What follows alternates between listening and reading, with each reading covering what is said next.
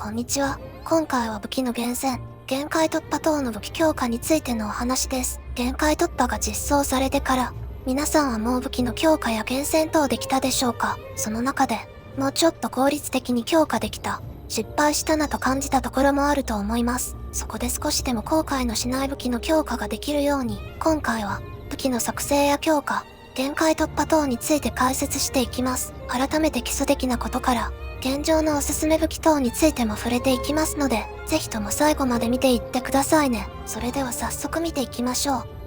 まずは武器のクラフトと厳選について説明します。現在、武器をクラフトもしくはミッションでのドロップ報酬から入手できます。武器クラフトは天球連成機で可能です。アドベンチャーボードで設計図を入手したものをクラフトできます。クラフトにはモンスターや祭祀素材、ミッション報酬の素材とゲーム内通貨のルーヌが必要です。クラフト時には確率で大成功になることもあり、プラグのソケットオークが多く特攻の効果が高いものを作成できます。チケットを使用して普段より高い確率で大成功を狙うこともできます。ですがこの武器クラフトによる厳選法は従来のものです。現在、武器の厳選はミッションでの直接レアドロップが主流です。そのため今では武器のクラフトは、アドベンチャーボードの報酬でもらえる最初の素材を使用して、試しに一つ目の武器を作成するくらいでしか使用しません。以前のように素材を集めるために何十回もミッション周回をする必要はありません。ましてや、その結果プラグのソケットオークが一つや二つの武器しか作れないなんてことはもう過去ですね。次に実際の武器の厳選についてです。武器の主な厳選項目はプラグのソケットオークの数と特攻の効果です。プラグはソケット4枠が最大で、特攻の値は特攻の種類別に最大値が異なります。特攻の最大値は武器クラフト画面の抽選確率表示からある程度わかります。注意点ですが、実は武器によっては直接レアドロップでしか入手できない特攻が稀にあります。例を挙げると、チャネルキーパーシリーズのゴーレムキラーがあります。また後ほどプラグについては再度説明しますが、プラグのソケットオークの最大数は4枠です。そのため厳選でプラグソケットオークが4つのものを入手する必要もあります。またこのミッション周回で入手した武器は限界突破やプラグ厳選で、少なくとも1つの武器種に対して12個は必要になります。プラグ厳選も踏まえるともっと必要になることもあります。武器の厳選についてまとめると、環境やミッションに適した特攻かつ特攻の値が高い武器、現状最大枠のプラグソケット4枠のある武器、限界突破のために少なくとも1種の武器について12個の武器、これら3点が現在の武器の厳選で必要なことです。プラグのソケットオークは増設チケットで拡張可能ですが、入手の機会が限られている貴重品なため、なるべくなら厳選したいですね。次に武器の強化方法についてです。現在、ブルプロでは武器の厳選とは別に武器の強化方法が2つあります。それがアビリティプラグによる武器強化と限界突破です。このアビリティプラグによる武器強化についてまず解説します。プラグ関連の武器強化は武器改造士という NPC から行えます。プラグ装着では武器の空きソケット数に応じてプラグを装着できます。プラグはミッションでの報酬から入手できます。現在だとラッシュバトル5段や巨頭上級調査の周回が主流ですね。おすすめプラグは勇猛 G さんや生命 G さんが定番なところで、各クラス専用のスキル強化系プラグもおすすめです。最近ではソケットオークを2つ使用する勇猛 G5 系のプラグも出てきましたね。アビリティプラグをどうするかはかなり個性が出て悩みどころです。またプラグに応じたユニオンペーストというアイテムが必要になります。生命 G3 等がユニオンペースト G1、スキル系の G2 や生命 G5 等がユニオンペースト G2 が必要になります。たくさんプラグ厳選している人はユニオンペーストが不足しがちですね。装着時にプラグは、星1から星5までの確率で効果値が変化します。各ソケットの効果別でこの星による効果値を厳選する必要があります。というわけでそのプラグの効果値を決める星の厳選はどうするのかですか？一つ目の方法が武器チューニングです。この方法が最も簡単ではあるんですが、チューニングチケットは貴重品です。入手手段には限りがあるので注意です。またアビリティ効果値のキープにも別途チケットが必要です。メインで使っているクラスの最終的な武器等でチューニングを使用するのが良いですね。次にプラグの星の厳選。二つ目の方法がプラグ解除です。これは今はもうあまり意味がないですね。なぜならレアドロットの確率上昇と限界突破が実装されたからですね。この方法の代わりに、現在は武器が簡単に多く入手できるので後ほど説明する限界突破の使用でプラグが厳選できます。プラグ解除の厳選とは説明すると、プラグ装着と解除を繰り返して星を厳選する方法です。現在は本来の使い方通り、あまり入手できない貴重なプラグを手元へ戻すときに使えます。投稿時点での生命 G5 系のプラグやスキル G2 系のプラグ等ですね。ここで3つ目のプラグの星の源泉を説明する前に、同様に武器改造時から使える機能であるソケットの増設について触れておきます。実は武器の作成やレアドロップで空きソケット4つを狙わなくても、増設チケットを使用して武器ソケットを4つにすることができます。この増設チケットはチケットの択位でもかなり貴重な部類で、なおかつソケットの段階1から4ごとに個別で必要になります。そのためソケット増設は武器チューニング同様に慎重に行いましょう。プラグの星の源泉について話を戻します。プラグの星の源泉。3つ目の方法が限界突破です。厳密に言えばプラグの星の源泉もできるのが限界突破ですね。ということで次に限界突破について説明していきます。限界突破は2023年11月末アップデートで追加された新しい強化方法ですね。限界突破も武器クラフトと同じ場所で行うことができます。限界突破では武器の攻撃力等のステータスが上昇し最終的には価値がおおよそ50レベル武器プラス5と限界突破していない60レベル武器が同じくらいになります。これだけでも武器の限界突破が非常に重要であることがわかりますね。それでは限界突破の手順に沿って注意点等を解説していきます。はじめの1ステップ目に限界突破する武器を選択します。この時限界突破の凸の回数は他の武器へ引き継ぐことができないので注意です。限界突破は確率で失敗しますが、消費するのはルーノだけですのでそこは安心してください。次の2ステップ目に消費する武器を選択します。この消費する武器の数は限界突破の段階で必要個数が変わります。プラス1の時に1個、プラス2プラス3の時に2個、プラス4プラス5の時に3個、限界突破する元の武器を合わせて合計で12個の武器が必要となります。また限界突破にはその都度ルーノも必要です。大体チケットをその武器の代わりに消費することもできます。ただし入手の機会が限られている貴重品なため注意です。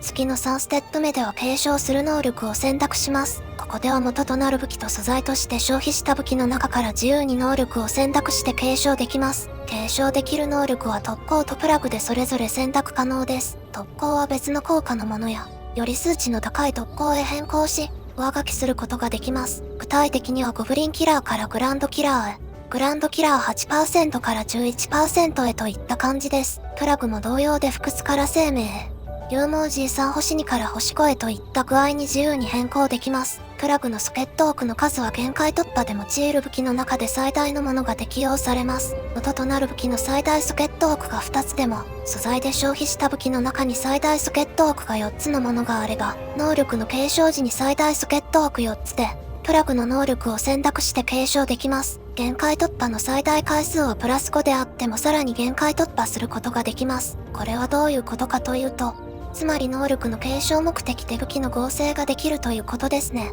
プラス5以上の武器の限界突破では、元の武器と素材の武器の2つを合成して能力を継承できます。これにより、気軽に武器の限界突破やプラグの強化が行えます。強化したい武器の種類が決まれば、プラグのソケットオーク4つのものがなかなか手に入らなくても限界突破して良いですし、後からプラグや特攻の効果を変えることもできます。そのためプラグの星の源泉、ソケットの増設も限界突破で可能というわけです。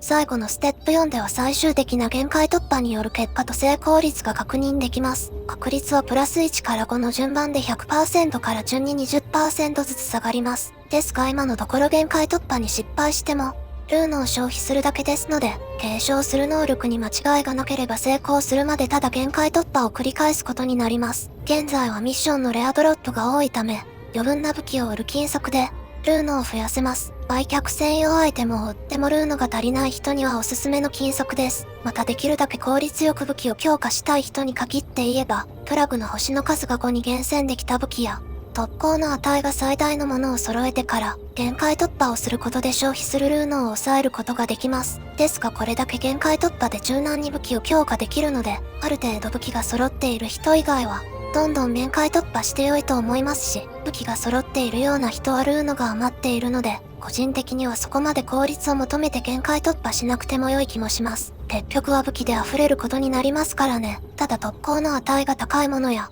ソケットが4つのものは貴重なので売却時等は注意です。以上が限界突破の解説でした。少しまとめると、限界突破では武器の攻撃力等のステータスの底上げができるだけでなく、特攻やプラグ関連の厳選もできるため、武器の強化が柔軟に可能です。武器の必要数が増えましたが、ミッション周回でのレアドロットの増加もしているので、たくさんの武器が容易に入手でき、それらを限界突破の素材に消費できます。ミッションでのレアドロット増加と限界突破の実装により、武器の強化方法が大きく変化したと言えます。以上が限界突破を含めた武器の強化方法の解説でした。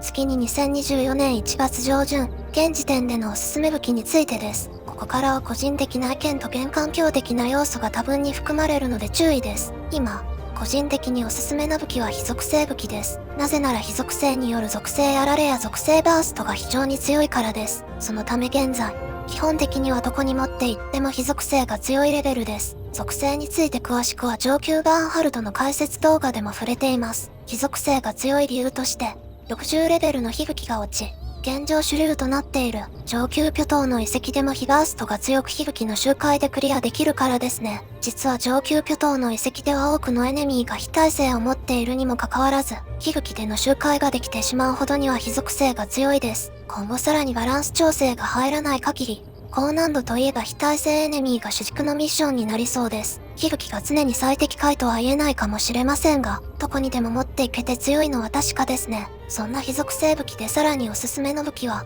まずはじめに通常調査のバーンハルトで入手できるレベル50武器チャネルキーパー系です。なんといってもこの武器にはグランドキラーという地上のエネミーに対する特攻があります。幅広いエネミーに対して有効なのが強いところです。さらに入手できるミッションが通常調査のバーンハルトなため、比較的簡単にミッション周回ができます。初心者の方で、レベル、武器やエマジン等の育成が進んでいない方は、上級の巨竜の爪痕で入手できるレベル50武器、神の送り火シリーズがおすすめです。こちらは特攻がゴーレム、ゴブリン、デミヒューマン、オア、トコルマンキラーと有用なものが多く揃っている分どれを選ぶのか悩みどころです。汎用性で言えば人特攻のデミヒューマンキラーですかね。難しいです。最後に非武器でレベルの高い60武器、炎森の騎士系がおすすめです。これは単純に武器のレベルが高いため攻撃力が高く強いです。特攻にフロートキラーがあるため、浮遊しているエネミーに対して特に強いです。グランドキラーのあるチャネルキーパーとどちらが強いかは、バフの状況やミッションのエネミーで変わってくるので、チャネルキーパーと炎森の騎士どちらかの強化もしくは、両方とも強化しておくかは個人の判断によりますね。この非武器3つを育成していくと自然にミッションの強さの段階を駆け上がっていけて育成もできると思います。実際にブルプロがリリースしてこれら3つの武器についてのミッションは誰もがかなりの回数周回した経験があると思うので、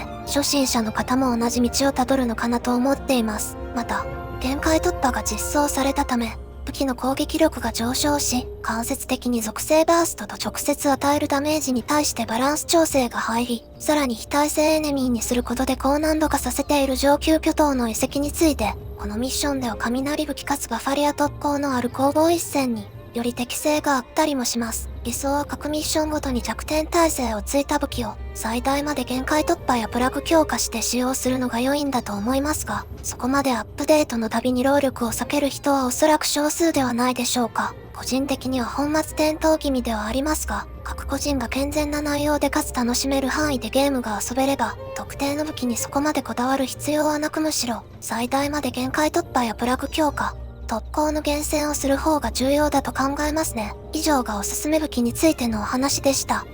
今回の動画の内容はここまでですが、皆さん武器の強化の状況や、現状の武器の強化周り等についてどう感じてますかね。また2024年初投稿の動画でした。少しでも参考になれば嬉しいです。お気軽に健全な範囲でコメント等いただければさらに嬉しいです。いつもフォロー、高評価、コメント、動画投稿の励みになります。最後に遅くなりましたが、新年明けましておめでとうございます。今後ともどうぞよろしくお願いいたします。ここまでご視聴ありがとうございました。またね。